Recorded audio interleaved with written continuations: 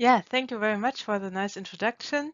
I'm really happy that I'm able to discuss with you today the topic of freeform micro-optics and the advancements and challenges that we see to bring this technology into automotive lighting systems. So before we start with the topic, I'd like to introduce shortly FORVIA Hella.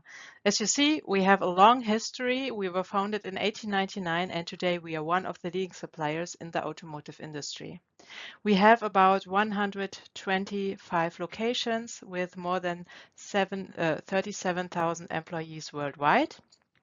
And I think one important aspect here are our business groups and our portfolio, which I'd like to highlight in the next slide, where we see the 6 different business groups of FORVIA.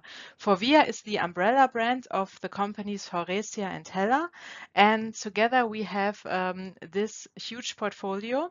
Faurecia is focusing more on the topic of interior equipment and clean mobility, and Hella focuses on lighting and electronic solutions. And today we, of course, will focus on the products of our lighting department, where we have headlamps, rear lamps, interior lighting, and also car body lighting. When we now look for freeform micro-optics for our products, then we need to go one step back and look at freeform optics in general. So freeform, let's call them macro-optics, are already well established in our products. And this means that these optics are in the millimeter range, and with that, clearly bigger than micro-optics. These optics are used in typical applications like headlamps for tear and imaging optics, as you see here, but also for in and out coupling optics for light guides in rear and also signal lamps. These macro optics have a great advantage, and that is the size, because they can be manufactured with our standard injection molding process. And injection molding is also currently our favorite process for generating our optical elements. But on the other hand, the size of the macro optics is also a disadvantage, because the optics are so big that they are clearly visible, and also structures in the millimeter range are clearly visible.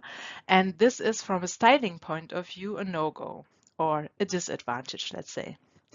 And when we now look on the needs that we see for automotive lighting products in the future, we see keywords like miniaturization, low weight, low cost, low package space, wow effects, and brand and car line differentiation.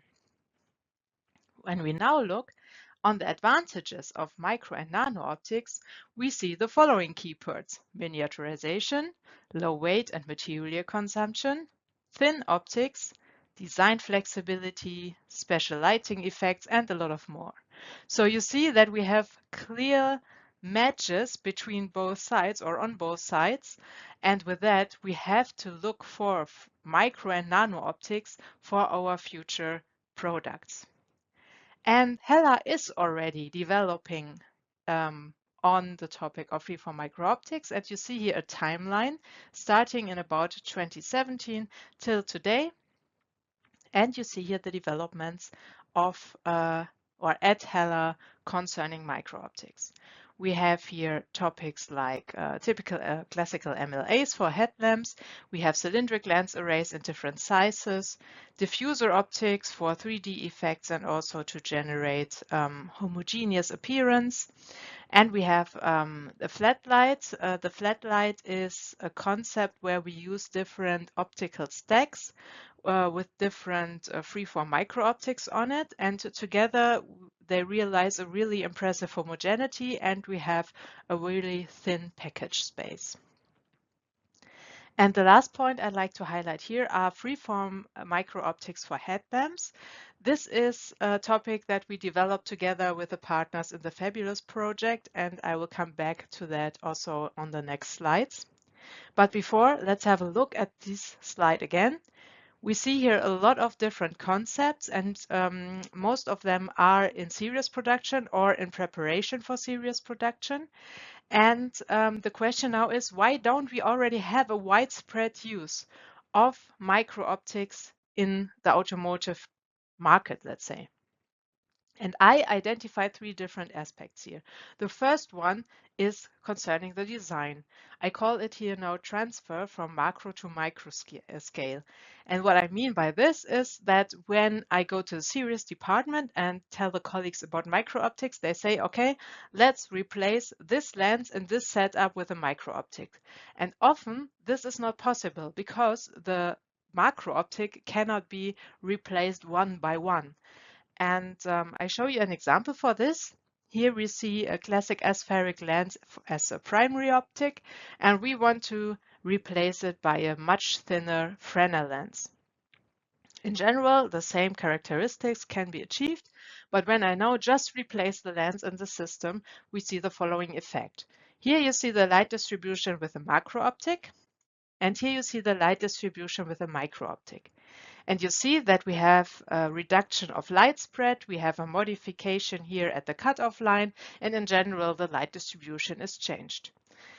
When I now adjust a little bit the setup, so I change the position of light source and optics and the like, so then I get again much closer to the previous light distribution, but in general, we need to modify a lot more, and often the effort is too high to change the whole system. The second aspect is now the manufacturing. So here we have required structures and the limits of the manufacturing processes. And we see this especially when we look at slope angles for Fresnel-like or facet structures that have a structure size in the mid and upper micrometer range. And this is exactly the range where our optics are currently. And here you see the developments of different optics in the Fabulous project. We have here a Fresnel-like design, we have a facet, we have a freeform something, complete freeform structure.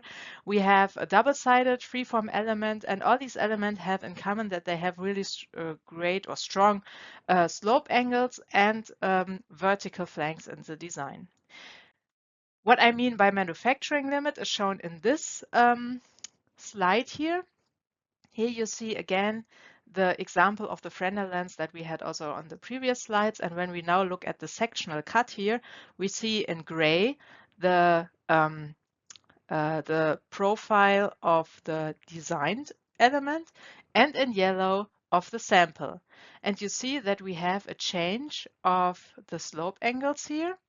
And we have also a change of the height of the structure, especially here in the region where we have a higher periodicity. And this modification of the structure will of course have an influence on the light distribution again. Here you see on the left side the light distribution with the ideal micro-optics and on the right the distribution with the real micro-optic.